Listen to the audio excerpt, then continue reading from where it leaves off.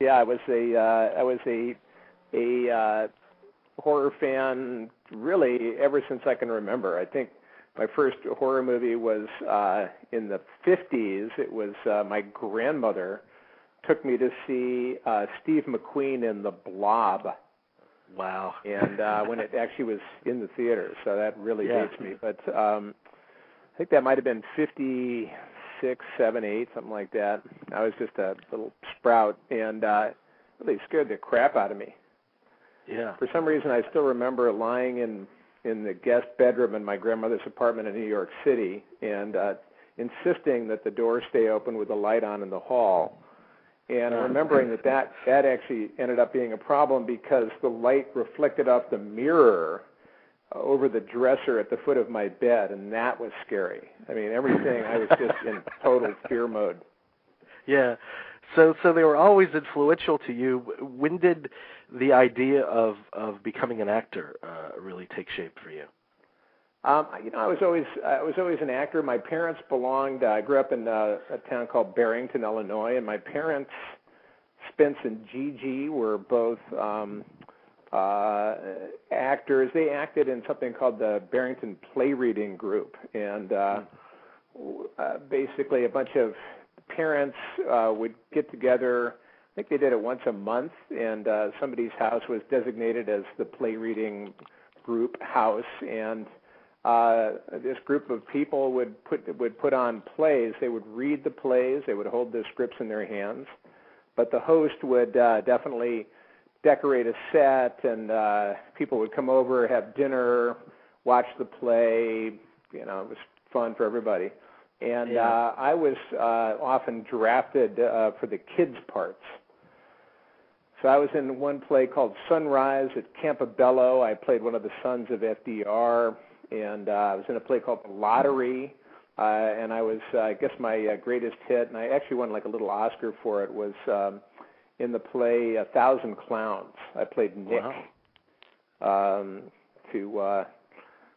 I think Leo Schoenhofen played Chuckles the Chipmunk, and so I was warped early on. And then whenever I was able to, I would sneak in down the hall from my bedroom to the library where the old black and white TV was, and I would sneak past my parents' bedroom and go watch midnight horror films like The Beginning of the End with Giant Grasshoppers and Creature from the Black Lagoon, Creature from Blood Beach, all of those things. It Came from Outer Space and scary movies, and I just really had a thrill for them.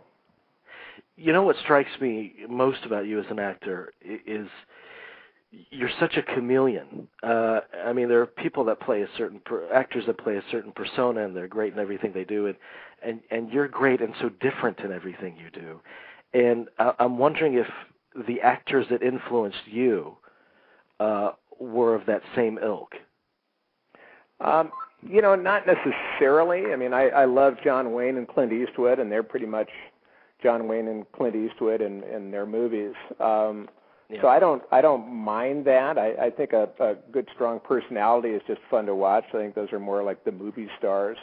For me, what I learned was in order to really give a good performance, you really have to get out of the way. You have to get your ego out of it. What I learned to do was to just trust the script, even if it wasn't very good. Not so much trust the script, but the story, and read the script a bunch of times until it becomes real for you.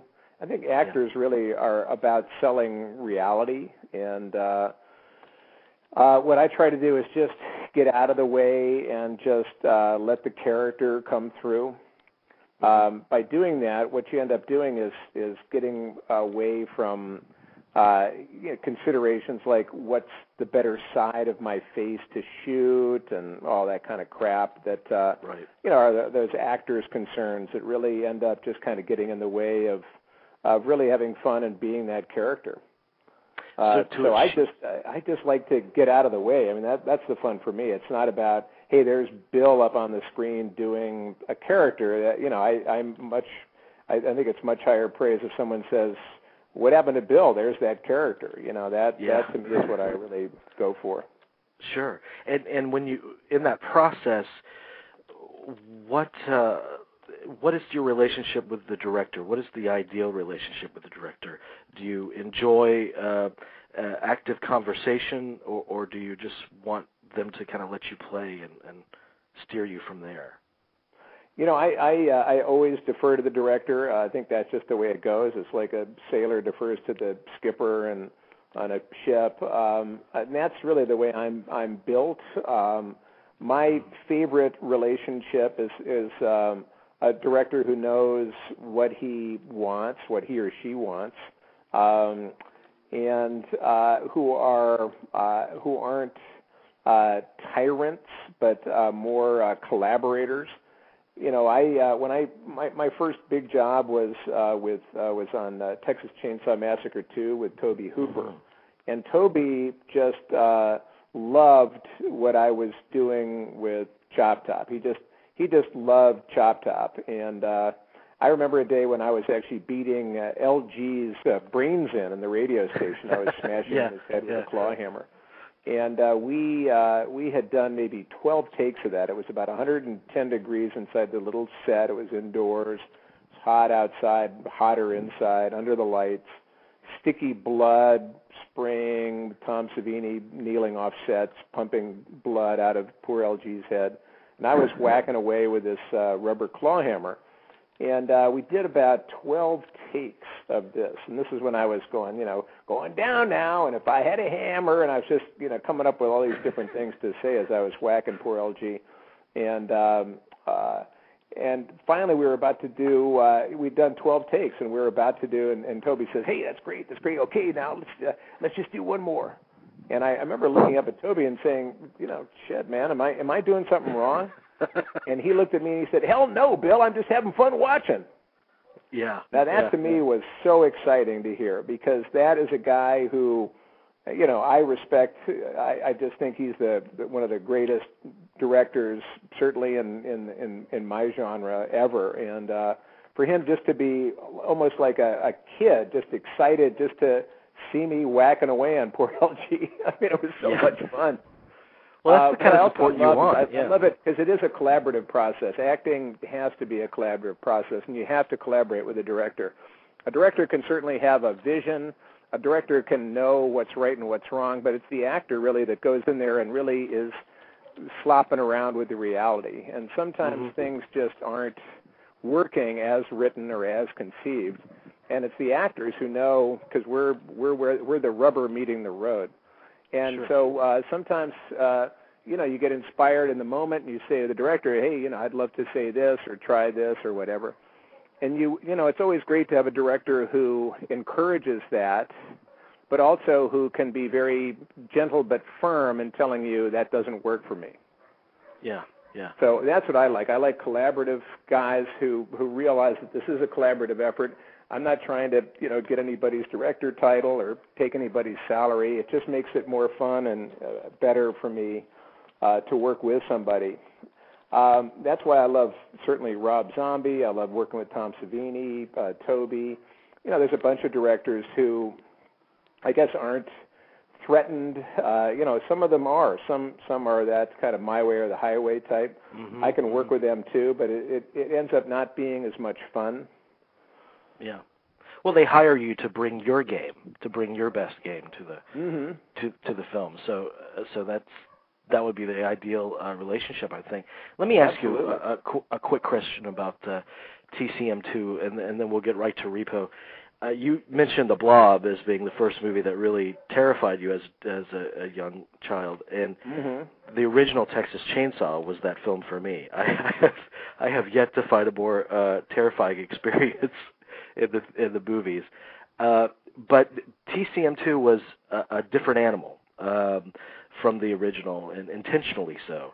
And I'm wondering, as the years have passed, have you witnessed kind of a different appreciation of that film now than when it first came out?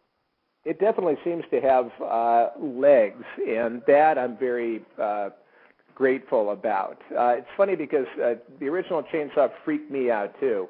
Not in the same way as The Blob. The Blob was just the first horror movie I'd ever seen when I was, 6 or 7 years old.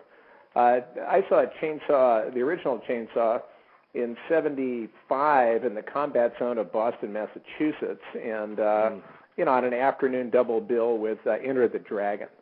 And I just thought, oh my God! And I had already graduated from college. I ran a horror film series at college called Things That Go Bump in the Night. I was something of a self-styled horror expert. I saw that on a marquee, the Texas Chainsaw Massacre. I just thought, oh, what crap is this? And I went in with that kind of an attitude, like a sense of superiority, like, come on, what are they foisting on the American public? And it was on the tail end of that double bill, so I'd already, I'd never seen a Bruce Lee movie before, and so that was kind of fun. It kind of loosened up the Sunday afternoon audience. We were all like, come on, bring it on. And as soon as Chainsaw started playing, just, that opening weird creaky violin music or scratchy sound effects, and, there was snapshots of a dissolving corpse. There was a hush that fell over the theater. We all knew something was different and terribly wrong.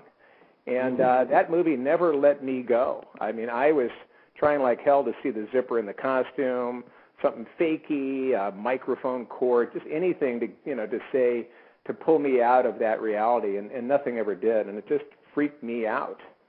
So that was really that total terror was really why I ended up in Chainsaw 2. Yeah, it's a brilliant movie, and it's not in the Museum of Modern Art for nothing. Mm-hmm. I mean, come on. Let's talk about. My plan was to see it. It affected me so adversely that my plan was to see it a bunch of times until it finally became commonplace, and so that I could say, okay, here comes the jump focus on that red generator, and there's that cutaway to the daddy long legs in the abandoned house, and instead each time I watched it seemed to just pound that wedge deeper into my skull. Yeah. And finally, the only way that I was able to exorcise that really negative impact of the original Chainsaw was ultimately to join the family. Mm-hmm. Which I did by making a short film called The Texas Chainsaw Manicure. Right. Which was a 5-minute spoof set in a beauty parlor in Staten Island, which a friend of mine who worked in Hollywood at the time actually walked into Toby. And Toby saw it, and I did a cameo as the hitchhiker at the end of it. And Toby saw it, and from a 20-second appearance in the Texas Chainsaw Manicure, he hired me as Chop Top. Mm. Yeah, and so ultimately, that's how I overcame my fear. Was I joined the family instead of ran from them. And what a great performance you give in that movie. And I know it has to be probably the most oft-quoted movie from your fans. They probably always approach you and quote that movie more than any other, I would think. They love Chainsaw. Chainsaw had a lot of quotable lines in it, that's for sure. Yeah. But I got to say that I owe 99% of that performance to Ed Neal, the original hitchhiker. I just thought his performance as the hitchhiker in the original Chainsaw was really, really blew my mind. I think that was one of the strongest elements of what really freaked me out about the original, was just how strange and loopy Ed Neal was. And really, so Chop Top was Chop Top, but there's so much of Ed Neal in that, just inspiration-wise. Yeah, it's just great. Let's talk about Repo. This is a movie that, I haven't experienced this level of fandom for a film in a long, long time. This is a very special, outside-of-the-box kind of project, and we spoke to Darren about it for a length last week. And he was wonderful. He is Repo. But the one question that we didn't ask of Darren, and it seems so odd, is about the plot of the film. So could you give us a sense for those that don't necessarily know out there in our listening audience what the film is about and the character that you portray in the film? Well, the Repo is set, I think, in 2052. It might be off a year or two, but it's set in the not too distant future. It is it's certainly a dystopia, which I looked up and found out it's a utopia gone terribly wrong. And in it there has been an epidemic of organ failure, probably brought on by the environment, bad food, who knows what. And a company has emerged with all these millions of deaths from organ failure. A company called GeneCo has emerged, which actually sells organs to people, and it really has saved hundreds of thousands of lives. And what it does is it provides organs, if you need a heart, lungs, spine, all kinds of different organs and body parts to people on liberal credit terms. So if you need that heart, man, you can get one for with a down payment of maybe $100 and $50 a month or something, and which will keep you alive. The only problem is if you don't make your payments. Congress has authorized GeneCo to send out operatives called the Repo men, and it is their legal right to repossess what is GeneCo's, and even if it costs the life of the person that it's repossessed from. So if you owe on your heart and you ain't making your payments, you can expect a visit from the Repo man, who will remove that heart and take it back to the company and leave your dead body lying on the street. So that is basically the background of Repo. Yeah. The plot is really revolves. There are kind of two strains. One plot is it's really the story between a father and a daughter. The father is played by Anthony Stewart Head of Buffy fame, and he is by day a mild-mannered doctor, but by night he's a repo man.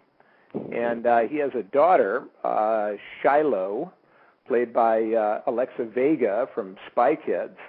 She's a 17-year-old who is sickly, and but at the same time, and she's kind of kept almost under house arrest by her father. And it's all about her coming of age and wanting to get out and see things, and a father's love and a father's kind of smothering protectiveness. The other side of the coin is the head of Repo is Rati Largo, played amazingly by Paul Sorvino. And Paul Sorvino, with his operatic baritone pipes, sings, is an amazing singer, so of course this opera is right up his alley. And he is the father of three ne'er-do-well kids, played by me and played by Ogre of Skinny Puppy, and our sister is played by Paris Hilton. And the three of us, Rati has pretty much given up on us, and yet he is coughing a little bit, so we're starting to think who's going to succeed him. So that is the other plot, is us struggling with each other, trying to figure out who will be the next head of GeneCo. What a cast! I mean, what a great eclectic cast in this film. Oh, it's amazing. And it's an opera. I mean, it's aptly titled The Genetic Opera. Tell me about that dynamic, because I would think a lot of your performance you're giving in that recording studio months before you actually shoot. What kind of a different dynamic is that? What does that do to your performance when you're in front of the camera? Well, that's a really good question. At first, I had never done anything like that, so I did not have.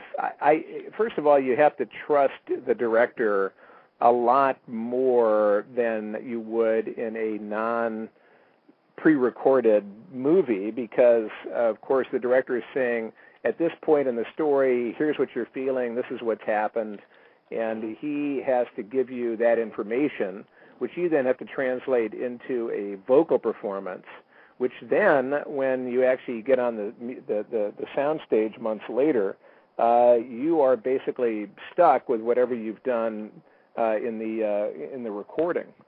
So you really have to, you have to trust the director that he knows what the right emotional temperature of any given scene is, and sing it, and then hope that when it's time to actually play it, the emotion in the vocals matches the emotion in the scene.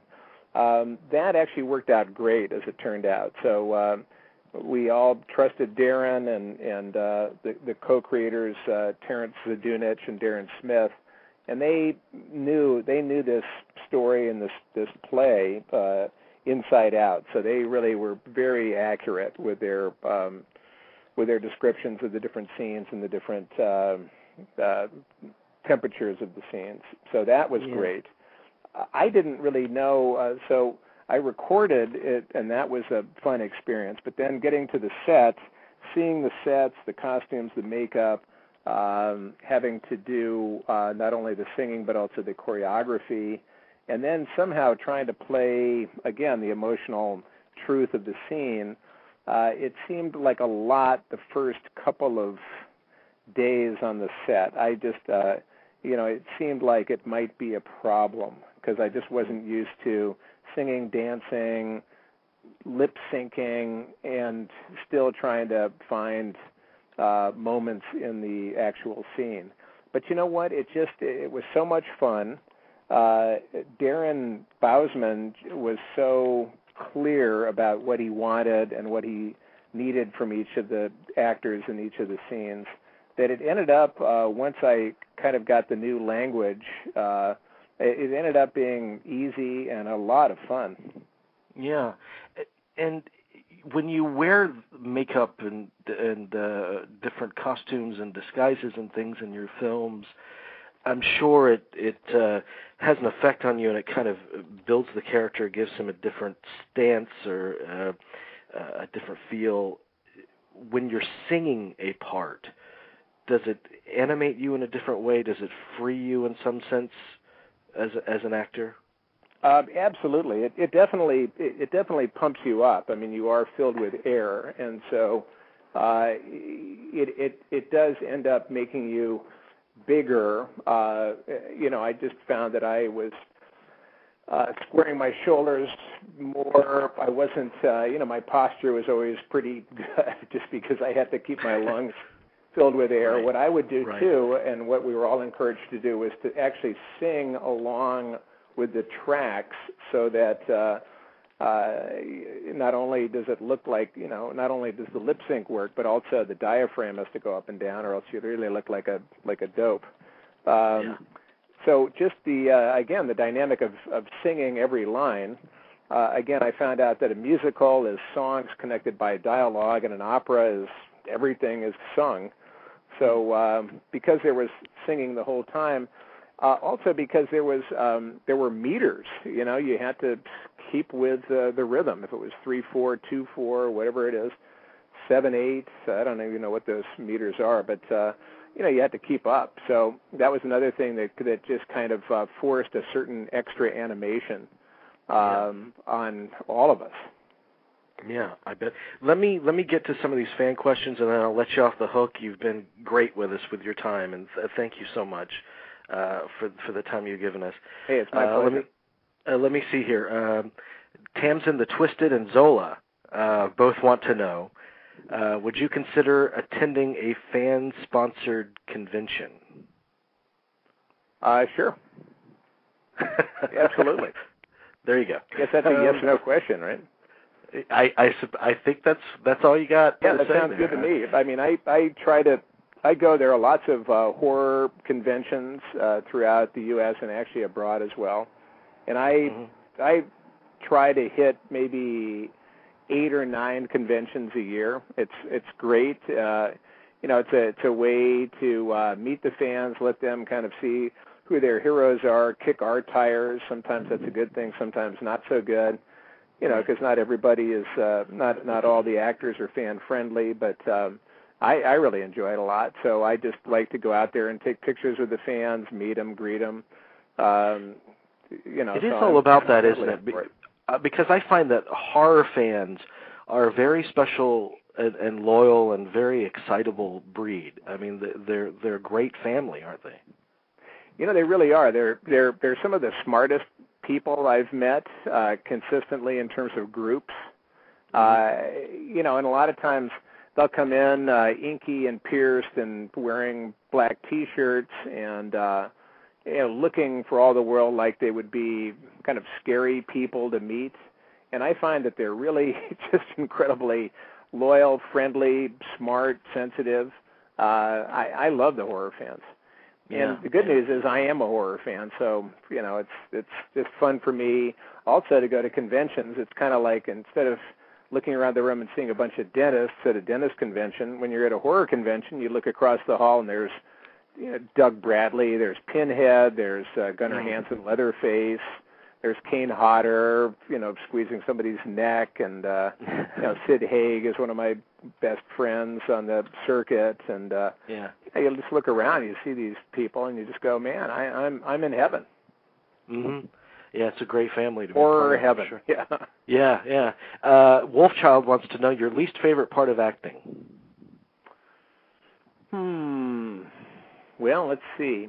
I guess it's a good thing that there's nothing that really jumps out. Yeah. I don't mind sitting in the makeup chair. I guess that first day is scary. I guess maybe the scary part is being afraid that you're not going to remember your lines. But then again, there's been so many times when I haven't remembered my lines and they've done a second take. So they don't take you out and shoot you if you forget a line or if you drop a line. Right. So that isn't it. I don't really have. There isn't really a downside. I guess if the check doesn't clear. that would be it. Yeah. That would suck. I'll ask two more for you. Nicole V. I will give you one downside. The downside is working with people who don't love the genre. There are a lot of times when the horror genre is considered easy because all you need is a couple of rubber monsters and naked chicks, and there are a lot of people that have a very cynical attitude about the genre. They figure, the fans will eat it up, the kids will love it, who cares if it looks stupid? And those are the people I don't like working with, to tell you the truth. I've worked with some of them, and that's no fun, because then it's kind of like it's not dignified. I think if you work with people who love the genre, like Rob Zombie, Tobe Hooper, Darren Bousman, Tom Savini, George Romero, Sam Raimi, I've worked with. Guys that really not only they respect the genre as well as love it, then it just makes my work, as I love and respect the genre, it just makes my work a lot more fun. And if you get somebody that's just going, the kids will eat it up, it really just sucks. Yeah, and we spoke about this with Darren last week, and I've made an observation that performance in horror films, I think those performances are so underrated, because just by their nature they have to be played at such a feverish pitch, and I would think it would be just an incredibly draining process and take a lot of energy to make those kinds of moments work in a horror film. And I don't think horror film performers get enough credit for the great work that they do. A Blind Helix wants to know, if you could make use of one of Jinko's services, is there any part of yourself that you'd like to replace? Well, replace or augment? Yeah. I'm coming up on a birthday too. Actually, November 11th is my birthday. And I'm getting a little long in the tooth here, but I would say that actually I'm okay. I'm feeling okay with myself. I got enough hair, and my limbs work. Like everything works. I don't have to take little blue pills for anything, which is good. And still like to hike in the mountains and swim, and just stay active, chase after the pets and the kids, and I think I'm good. I just wanted to let you know that we have a lot of questions too from women that are very fond of you. I'm not going to ask any of these questions. They're pretty racy. So, but I just want to let you know that you have a big female fan base out there. It's so funny because Otis is a favorite of a lot of fans, and it's so funny because when I first did Otis, I really thought Rob wanted a kind of warmed over Chop Top.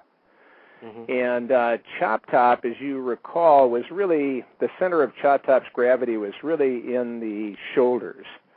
There's a lot of going on, a lot of hunching shoulders. That's where the hand and the lighter and the coat hanger. It was all all of Chop Top happened within about a foot and a half of the head plate, and so it was really all up in the shoulders. And with Otis, I remember Rob kind of gently but firmly walking me away from Chop Top. And a Chop Top at that point, that was my claim to fame. And I really didn't want to let go of Chop Top. Chop Top was kind of like my security blanket, and for understandably.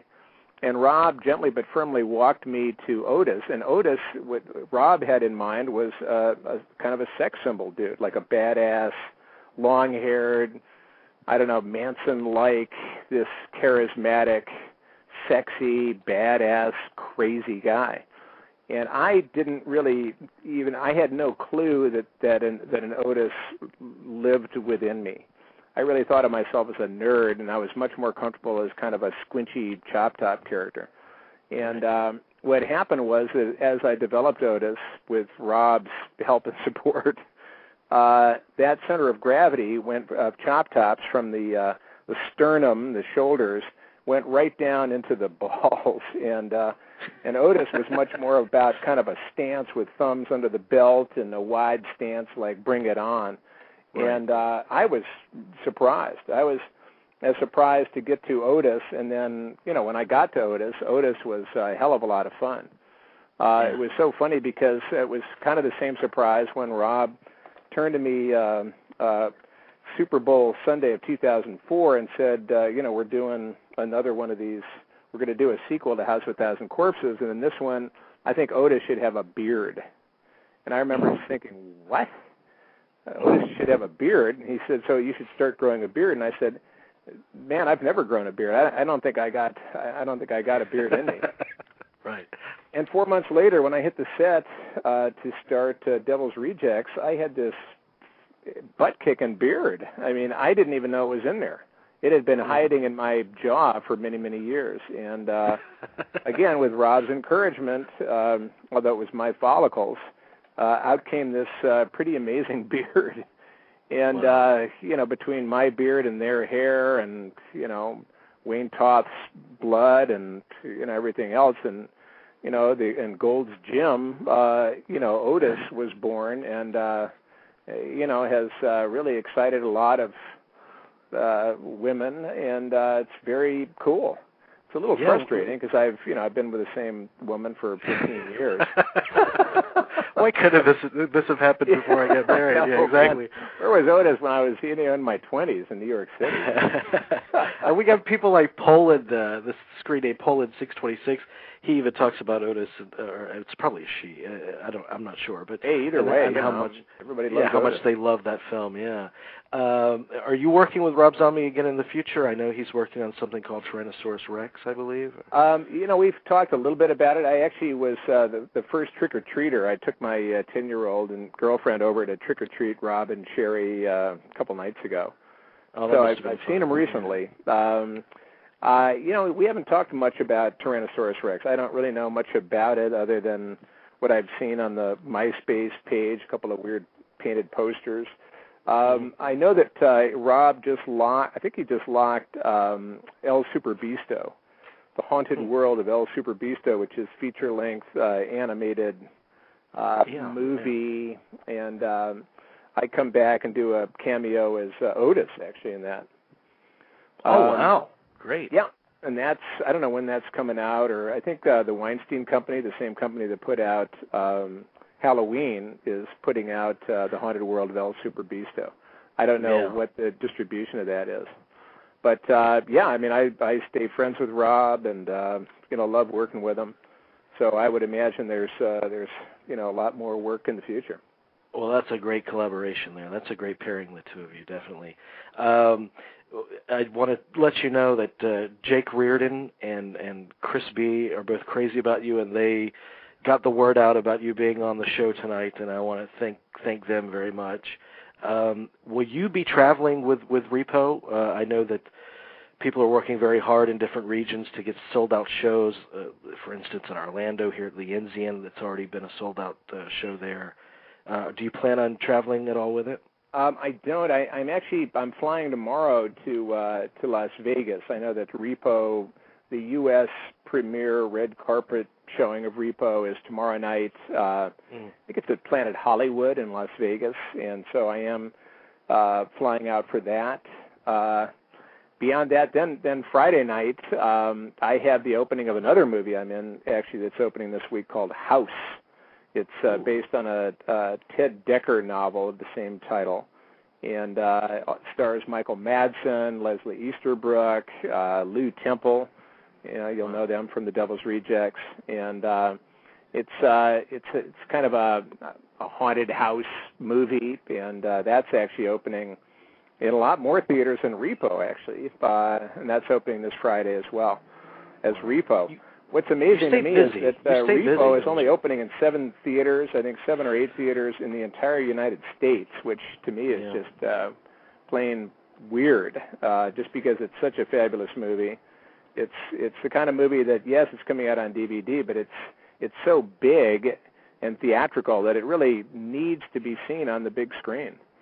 And why it's only opening in 7 theaters when a movie like House, which is certainly cool, a little more traditional, I guess, but it's opening on 341 screens. I just wonder about that, but I guess that's that's why it's a labor of love for us Repo people. Work hard to get the word out. And I think that people are just dying to see something different. Yeah. Everything is a carbon copy, cookie cutter imitation of everything else, and this is really an original film, and I think that's what fans are responding to, and that's the movement that they're creating here around Repo. We've just seen America vote for change, so maybe they can vote for Repo. Do it in your multiplex too. Absolutely. That's right. It's a lot more fun. It'll be a great day for America. Sitting in those long lines to put the little marker on your ballot, man. You can go to your multiplex. You can get some popcorn, a drink, and sit down in a comfortable seat and look up and get your mind blown for an hour and a half.